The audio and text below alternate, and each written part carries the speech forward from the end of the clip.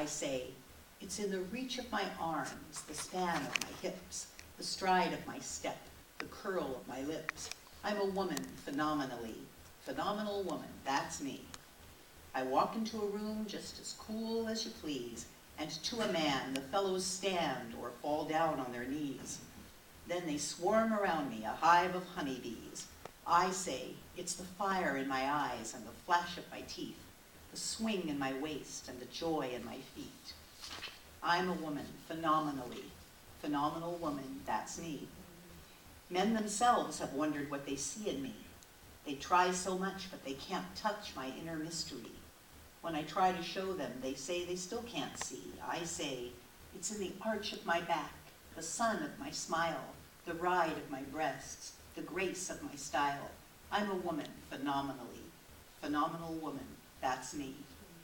Now you understand just why my head's not bowed. I don't shout or jump about or have to talk real loud.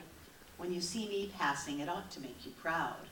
I say, it's in the click of my heels, the bend of my hair, the palm of my hand, the need for my care. 'Cause I'm a woman, phenomenally. Phenomenal woman, that's me.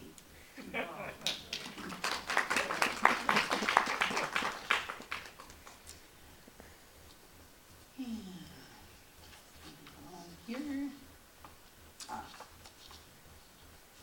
This is called Starting the Subaru at 5 Below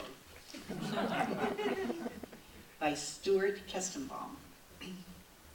After 6 Maine winters and 100,000 miles, when I take it to be inspected, I search for gas stations where they just say, beep the horn and don't ask me to put it on the lift, exposing its soft, rusted underbelly.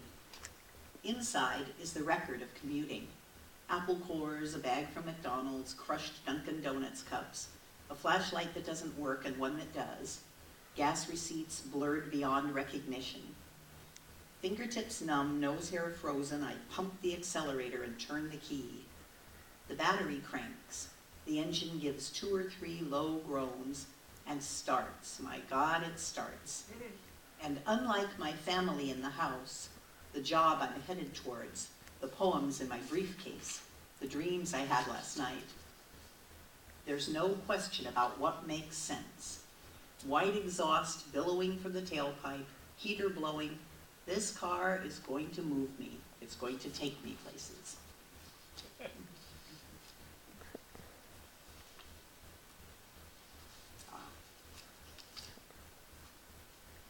And this is called The Longley Weds No, I guess as opposed to Newlyweds.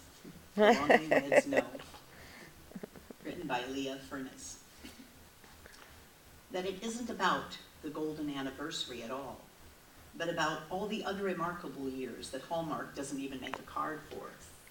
It's about the 2nd anniversary, when they were surprised to find they cared for each other more than the last year.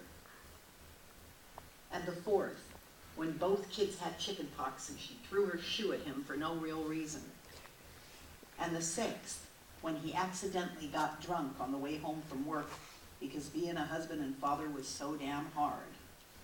It's about the 11th and the 12th and the 13th years when they discovered they could survive crisis. And the 22nd anniversary, when they looked at each other across the empty nest and found it good. It's about the 37th year when she finally decided she could never change him. And the 38th, when he decided a little change wasn't that bad. It's about the 46th anniversary when they both bought cards and forgot to give them to each other. But most of all, it's about the end of the 49th year when they discovered you don't have to be old to have your 50th anniversary.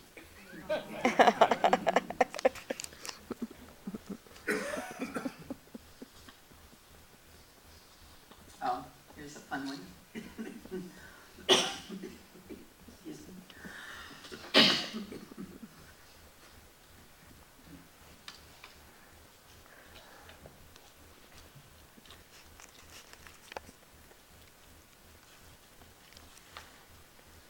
It's called The Benefits of Ignorance by Hal Sirowitz.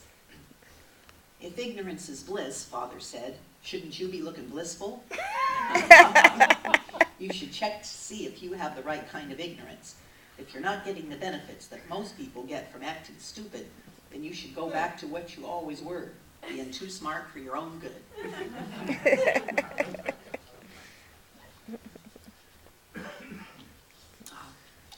This is No Longer a Teenager by Gerald Lachlan, and this is another one from a father's point of view. My daughter, who turns 20 tomorrow, has become truly independent. She doesn't need her father to help her deal with the bureaucracies of schools, HMOs, insurance, the DMV. She is quite capable of handling landlords, bosses, and auto repair shops, also boyfriends and roommates, and her mother. Frankly, it's been a big relief. The teenage years were often stressful. Sometimes, though, I feel a little useless. But when she drove down from Northern California to visit us for a couple of days, she came through the door with the biggest, warmest hug in the world for me. And when we all went out for lunch, she said, affecting a little girl's voice, "I'm going to sit next to my daddy." And she did, and slid over close to me so I could put my arm around her shoulder until the food arrived. I've been keeping busy since she's been gone, mainly with my teaching and writing, a little travel connected with both, but I realized now how long it had been since I had felt deep emotion. When she left, I said simply, "I love you," and she replied quietly, "I love you too." You know, it isn't always easy for a 20-year-old to say that. It isn't always easy for a father. Literature and opera are full of characters who die for love. I stay alive for her.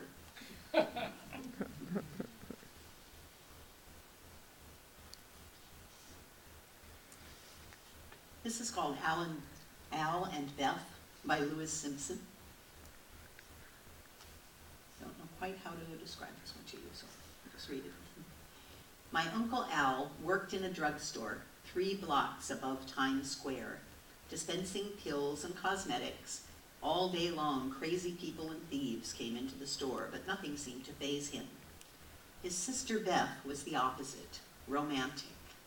She used to sing on ships that sailed from New York to Central and South America. When the tourists came trailing back on board with their maracas, Beth would be in the Aztec room singing "Smoke Gets in Your Eyes" and "I Get a Kick Out of You."